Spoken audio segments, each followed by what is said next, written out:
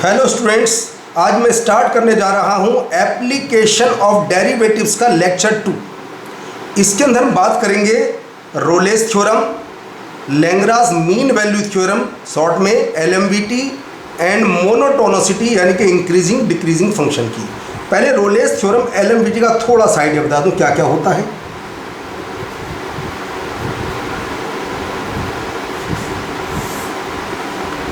दोनों कंडीशन बता देता हूं बेसिक।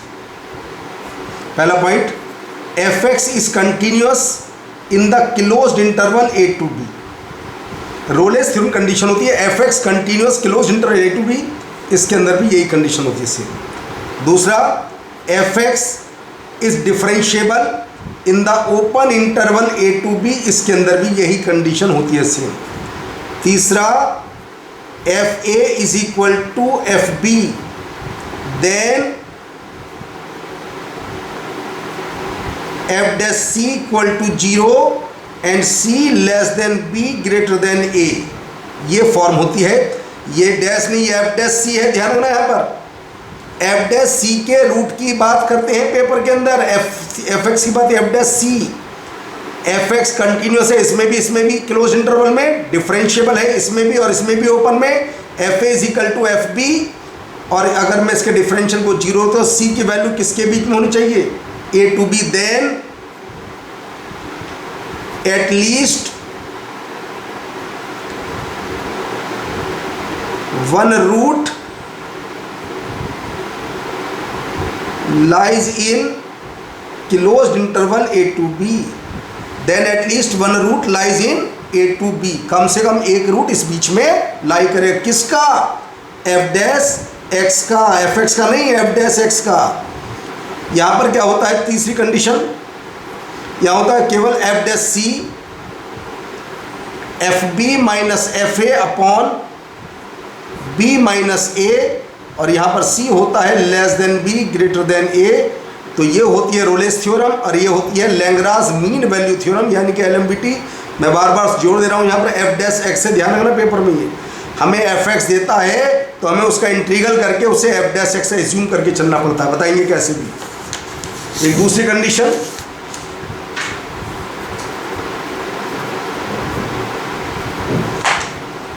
मोनोटोनिसिटी में क्या होता है, अगर किसी फंक्शन का डिफरेंशियल 0 से ज़्यादा है तो बोलते हैं इंक्रीजिंग।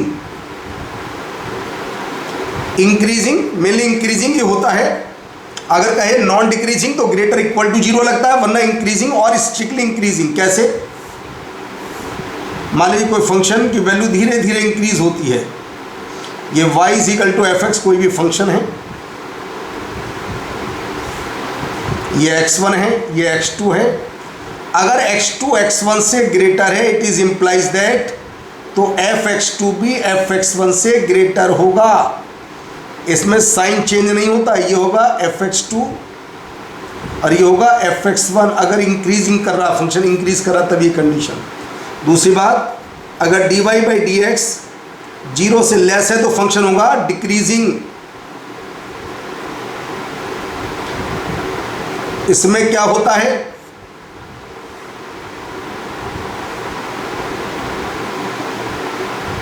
ये x1, ये x2, ये f(x1), ये f(x2).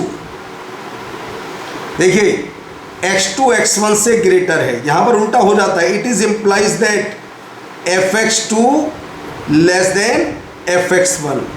देखिए ये फंक्शन की वैल्यू धीरे धीरे डिक्रीज होती जा रही है और यहाँ पर धीरे धीरे इंक्रीज, मगर x की वैल्यू तो ऑलवेज इंक्रीज ही हो रही है। तो यहाँ पर वैल्यू इंक्रीज होती है तो इंक्रीजिंग, और डिक्रीजिंग। अगर ग्रेटर के साथ इक्वल नहीं है तो स्ट्रिक्टली इंक्रीजिंग बोल देते हैं और स्ट्रिक्टली डिक्रीजिंग। अगर इक्वल है, अगर ग्रेटर इक्वल टू जो बोलेंगे हम इसे क्या, अगर मान लीजिए ऐसा लिखा है dy by D X greater equal to, बोलेंगे नॉन डिक्रीजिंग। अगर dy बाई डी एक्स लिखा है लेस तो लिखेंगे नॉन इंक्रीजिंग, इसको नॉन इंक्रीजिंग बोल देते हैं, ये फर्क है। तो चलिए क्वेश्चन प्रारंभ करते हैं दोनों कंडीशन के ऊपर। भाई Rolle's theorem hold for the function, बहुत अच्छा। ये क्यूबिक इक्वेशन है which is continuous differentiable everywhere. Let F X इसको हमने एफ एक्स बोला Q plus B X square plus C X. तो F1 is equal to F2। पहले एक रिलेशन इससे निकाल लेते हैं, F1 F2 4b plus 2c। तो आता है जी 3b plus C is equal to -7। एक रिलेशन मेरे पास है 3b माइनस प्लस सी -7, और कहता है hold for the at the point, इस वाले पॉइंट पर लीजिए जी। तो इसके डिफरेंशियल को पहले हम निकाल लेते हैं, कितना है जी 3x square plus 2bx plus C. अब किस पॉइंट पर है जी फंक्शन, ये 4/3 पर। x को रखिए 4/3, देखो 4/3 इस बीच में, ये 1 और 2 के बीच में 4/3, 16/9 प्लस 2b 4/3 प्लस सी, ये होगा जी 0 के इक्वल। 16/3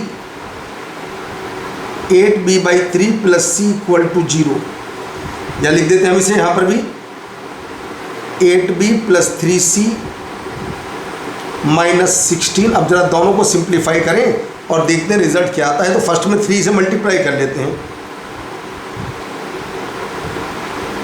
और सेकंड ऐसे लिख देते हैं ab प्लस 3c माइनस 16। जरा दोनों को माइनस करते हैं तो आता है जी b की वैल्यू आती है जी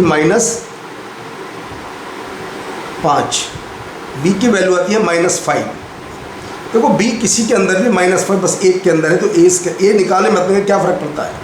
अगर b -5 इसमें पुट कर दीजिए तो तुम्हारे पास a आ जाएगा, b को -5 रखिए तो c आ जाता है 8।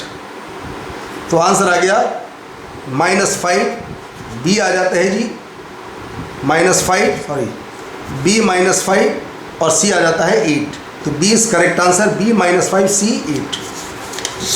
Example 2, if a plus then the equation has, root की बात करें, ये फंक्शन है, इसके इंटीग्रल को पहले fx मानते हैं ताकि डिफरेंशियल होकर के ये आ जाए लास्ट में। तो इसके इंटीग्रल को पहले हम fx एज्यूम कर लेते हैं। ये क्वेश्चन ऐसे, क्योंकि f' की बात कर रहा है, ये f' है एक तरीके से। तो क्या करा, इसके इंटीग्रल को मैंने fx बोला। तो condition f0 d f1 a plus b plus c plus d, और a plus b plus c 0 है, 0 प्लस d, तो आ जाता है जी f0 is equal to f1। अब कंडीशन क्या, दोनों आपस में इक्वल हैं, तो बस इसके डिफरेंशियल को जब 0 रखते हैं 3ax स्क्वायर प्लस, याद करो at least 1 root lies between 2bx, at least 1 root lies between 0 to 1, at least 1 root, ये आ गया जी ए इज करेक्ट आंसर। तो इसका कम से कम एक रूट 0 और 1 क्लोज इंटरवल के बीच में लाई करें। The value of c by LMBT, बहुत अच्छा फॉर्मूला होता है f' fb minus fa upon b minus a।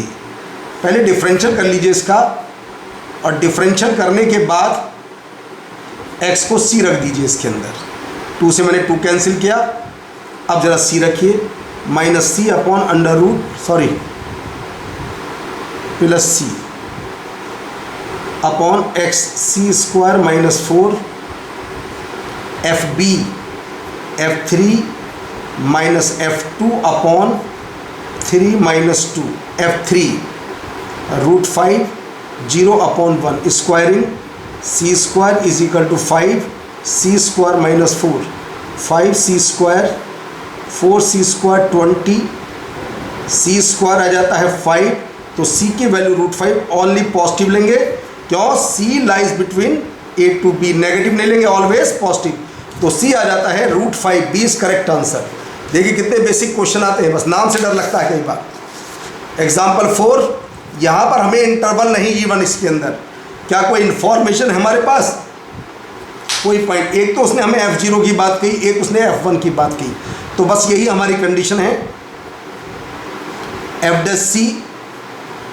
f1 minus f0 upon 1 minus 0, इससे ही आइडिया लगाएंगे, और कोई इंफॉर्मेशन नहीं है। f1 तो मालूम है नहीं, f0 10 था अपॉन 1। अब f' की बात करें, f' होगा e की पावर c स्क्वायर। तो e की पावर c स्क्वायर आ जाता है जी f1 माइनस 10। पहले यहाँ तक की इंफॉर्मेशन ध्यान से देख लीजिए। अब c हमें मालूम है, c होगा जी 0 और 1 के बीच में, तो सी स्क्वायर भी होगा 0 1 के बीच में, ई की पावर 0 ई की पावर सी स्क्वायर ई की पावर 1 1 लेस देन ई की पावर सी स्क्वायर कितना था f1 माइनस 10 लेस देन ई।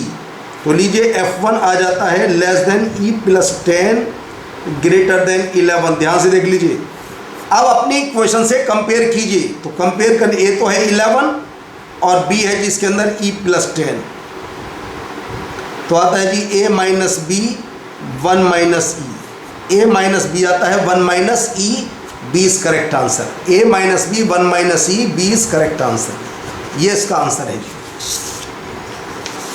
JEE main sorry JEE advance 2004 का क्वेश्चन है ये। F0 हमें 0 मालूम है, 0 1 इंटरवल भी मालूम है। Rolle's theorem can be applied, बस केवल डिफरेंशियल कर लीजिए और किसी चीज़ को करने की आवश्यकता नहीं। फर्स्ट सेकंड का डिफरेंशियल, सेकंड फर्स्ट का differential,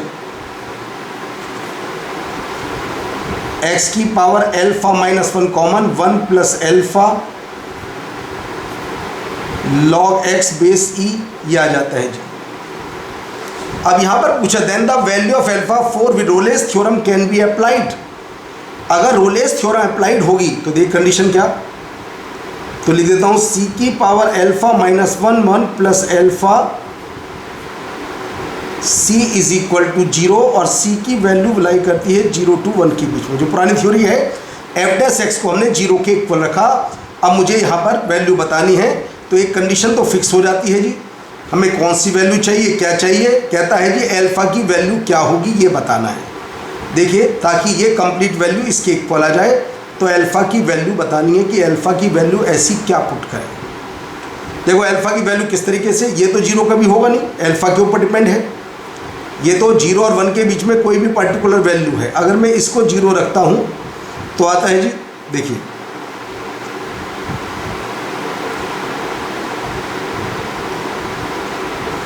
1 plus alpha log c base E equal to 0। अब मुझे एल्फा की वैल्यू चाहिए जी,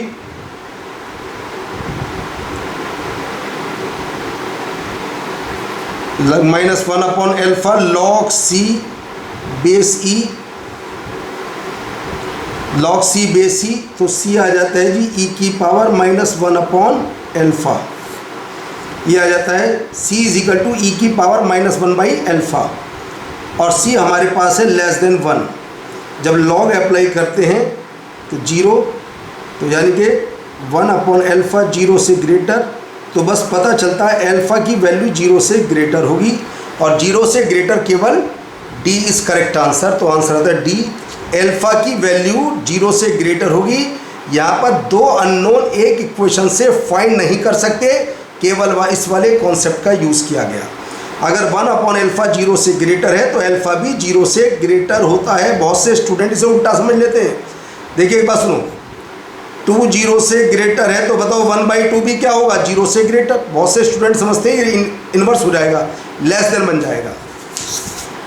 question number 2, the value of c for which the conclusion if mean value theorem hold for the function. JEE में 2007 का question, बिल्कुल basic question.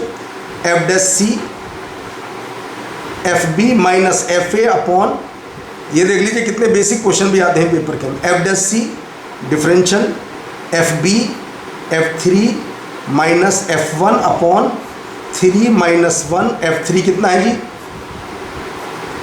log 3 base E minus 0 upon 2, C आता है जी 2 upon log 3 base E, base change कर दीजिए तो वह 2 log e base 3, 2 log e base 3 A is correct answer. इतने बेसिक क्वेश्चन भी जेईई मेन 7 का क्वेश्चन देख लीजिए। एक इस टाइप का क्वेश्चन 2 बार आ चुका जेईई के अंदर। द रियल नंबर के फॉर विच द इक्वेशन, बहुत ध्यान से थोड़ा सा इसे मैं एक्सप्लेन करके दिखाता हूं।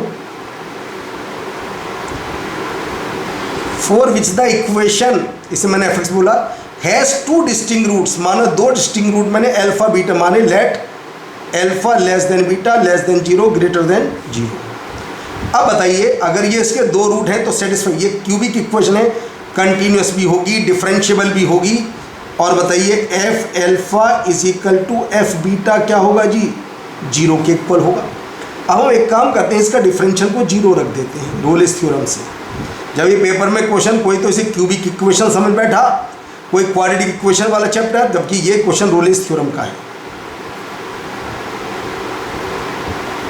और ये तो कभी 0 होगा ही नहीं। अगर ये 0 के इक्वल होता तो x की वैल्यू हम देखते 0 और 1 से इनके बीच में वैल्यू होनी चाहिए थी, ऐसा नहीं है। जो हमने एज्यूम करा वो कंडीशन हमारी गलत हो जाती है, तो आंसर आता है डज नॉट एग्जिस्ट। तो हम k की वैल्यू इसके अंदर नहीं फाइंड कर सकते, ऐसा मेथड होता है इन क्वेश्चन का। अब आता है question monotonicity the least value of k for which the function X square plus K X plus 1 increasing F dash X always 0 से ग्रेटर लगाया करो, इक्वल मत लगाया करो इंक्रीजिंग के अंदर, 0 से greater function in the interval. ये इंटरवल मालूम है। अब एक थोड़ा सा दिमाग कैसे लगाते हैं, ये वैल्यू 0 से ग्रेटर है, अगर सबसे कम वैल्यू पर भी 0 से ग्रेटर है तो ज़्यादा वैल्यू पर तो ऑलवेज 0 से ग्रेटर ही होगी। तो यहाँ पर बस x की वैल्यू क्या पुट करेंगे हम, 1। तो के की लिस्ट वैल्यू बताइए कितनी है, के की लिस्ट वैल्यू क्या होती है, -2। अगर लेस होता तो सबसे बड़ी वैल्यू, ग्रेटर है तो सबसे छोटी वैल्यू पुट की जाती है।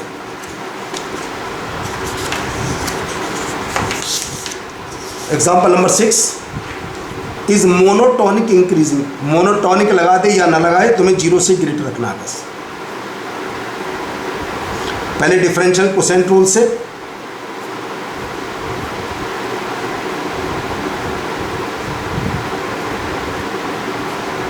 कोसेंट रूल लगा रहे हैं।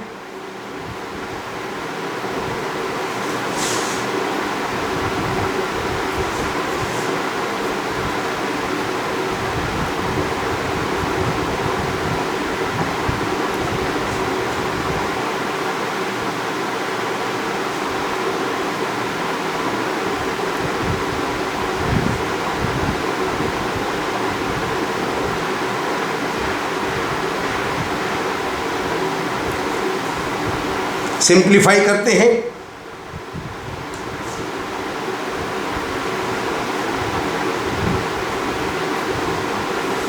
ये बस्ता सब कैंसिल हो जाता है सारा।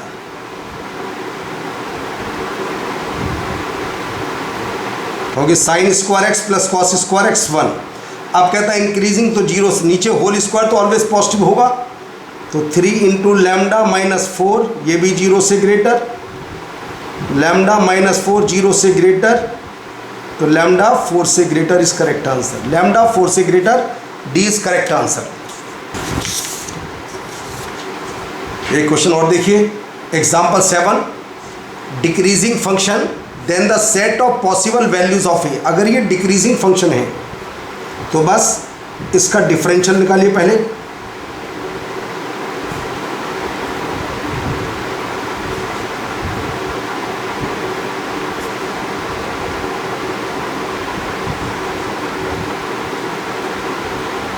अब थोड़ा सा दिमाग लगाना, ज़्यादा दिमाग नहीं, बहुत अच्छा वाला दिमाग वो भी। ये कंडीशन किसी सिस्टम से कैसे सोल्व होगी, ये कैसे पता चलेगा। ये कहता है ये डिक्रीजिंग फंक्शन है, ये ऑलवेज 0 से लेस आना चाहिए। कैसे आ सकता है 0 से लेस, और एक्स भी है इसके साथ। देखिए एक्स स्क्वायर ये तो ऑलवेज पॉजिटिव है, अगर इसका कोफिशिएंट लेस और इक्वल टू 0 हो जाए तो बताइए ऑलवेज ट्रू होगा नहीं होगा। ये मोस्ट इंपॉर्टेंट कॉन्सेप्ट है। अगर एक्स स्क्वायर का कोफिशिएंट लेस और इक्वल टू 0 तो always true, cross multiply positive number है।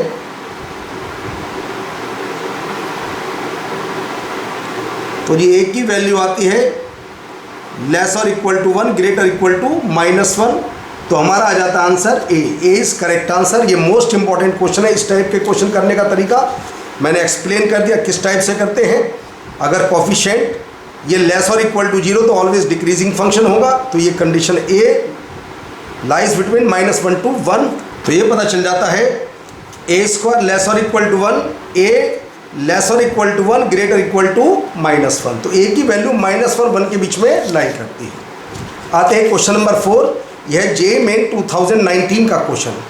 If the function F given by for some A belongs to R is increasing and decreasing, 0 से 1 तक decrease करता है और 1 से 5 तक डिक्रीज करता है, तो पता चलता है dy बाई डी एक्स यानी कि एफ डैश एक्स 1 पर क्या होगा, ऑलवेज 0, क्योंकि 1 पर हॉरिजॉन्टल टेंजेंट होगी। इसका नाम इंक्रीज से डिक्रीज में चेंज हो रहा है, इसका मतलब 1 पर टेंजेंट एट, लिख देता हूं, हॉरिजॉन्टल टेंजेंट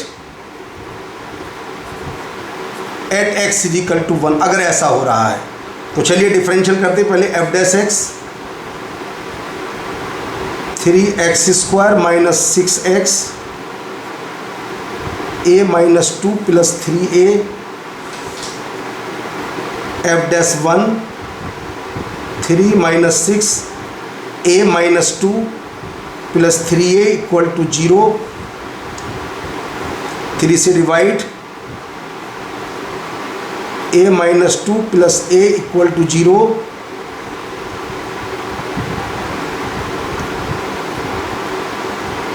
तो a की वैल्यू आ जाती है 5, a 5 आ जाता है जी। द रूट, अब जब a 5 आ जाता है तो fx क्या बन जाता है जी, a 5 आने के बाद fx x³ माइनस 3 यानी कि 9x² 15x प्लस 7।